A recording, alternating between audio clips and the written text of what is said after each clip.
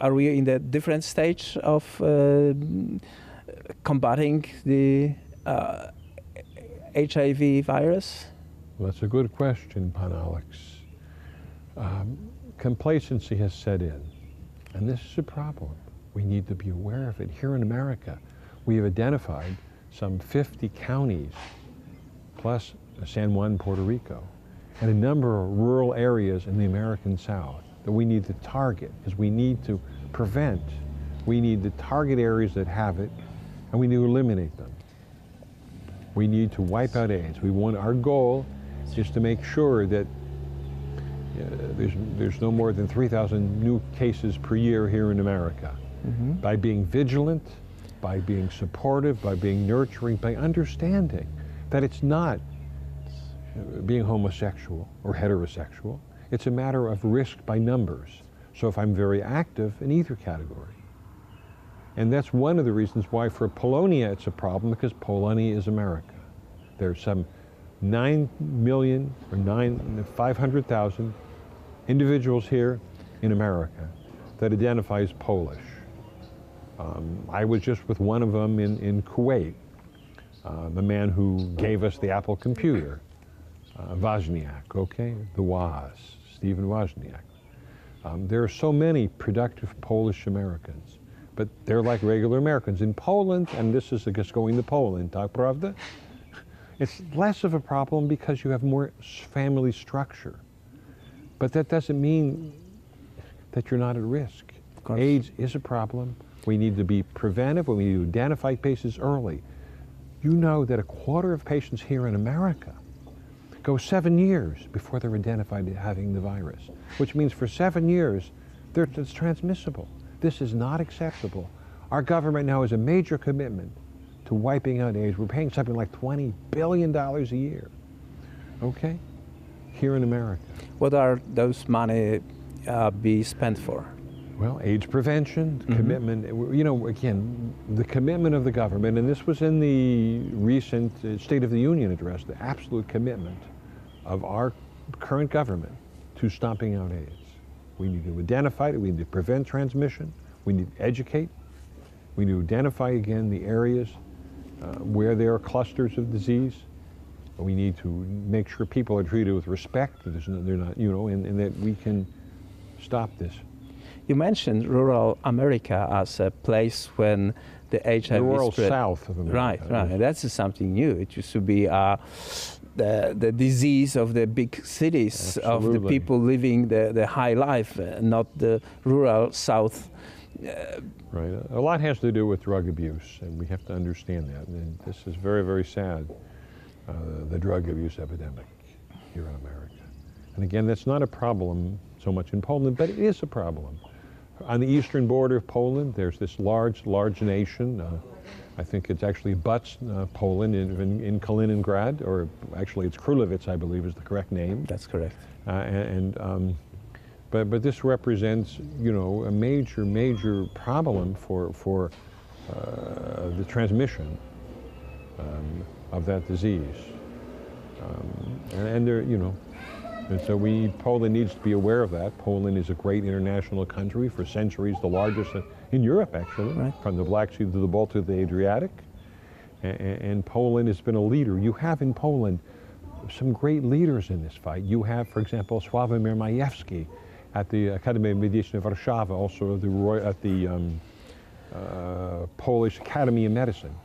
Professor Majewski is a leader, a world leader in HIV research.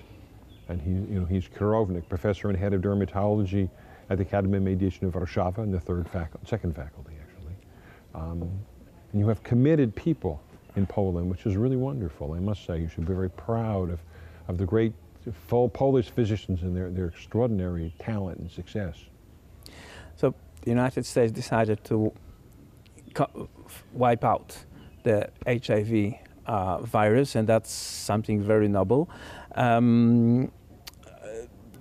But this effort like that needs to be internationalized, because you cannot fight it in only one corner of the world. What is the stage of the international cooperation right now? Well, there's a number of projects, of joint projects, but Again, the focus in Washington now is here in America, okay? That's our commitment to the American people, and that's the main focus. But there's no question we're helping. There's people, we have 1 or 2 immigrants coming into this country. You cannot tell if they are and they're not HIV positive or not, because there's no way to screen them they're on not, the border. Absolutely. So in any case, we want to help countries around the world, but right now we want to help America. And that's the commitment of the government. The government also spends a lot of money helping. I mean, one of the beauties of HIV is it's not transmitted by a mosquito. We don't have to worry about what malaria is, for example. And we're helping Americans both in their charitable capacity, through foundations and other endeavors, and in their governmental capacity. We're helping around the world to stamp out communicable diseases. HIV is one of them. Malaria is a devastating disease. Onchocerciasis, African river blindness. This is a big problem in parts of Africa. Right. And so leishmaniasis, there's many of these tropical diseases and that we are helping. But right now we're focusing here in America. The major commitment is on HIV in America. Yeah, there is another dimension to this illness. You mentioned other contagious diseases, but this one is very much. There is a vector of that is moral, that is family oriented, that is like connected with people who kind of consider themselves.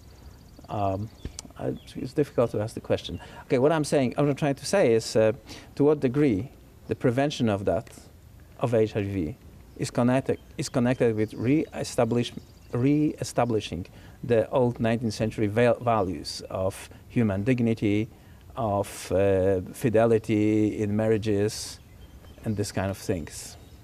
Well, that's an important question, Alex.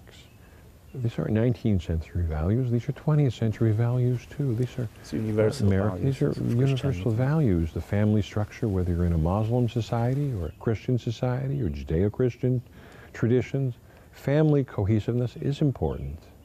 And we hope it won't break down. It breaks down for a number of reasons, but in Poland it's less broken down than in America for a variety of reasons.